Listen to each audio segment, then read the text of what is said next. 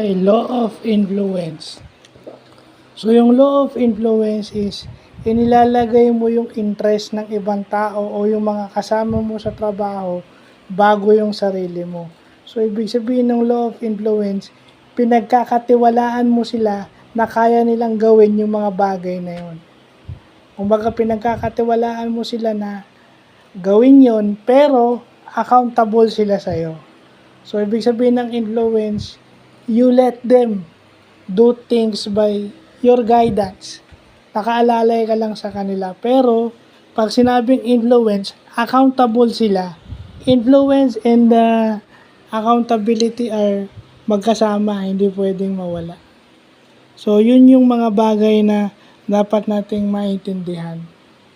Na pinayaan kang gumawa, hinayaan kang magtrabaho, pero accountable ka. That is a leader's influence. At sa mga kumpanya, maayos na kumpanya, yan yun. So, yun lang po.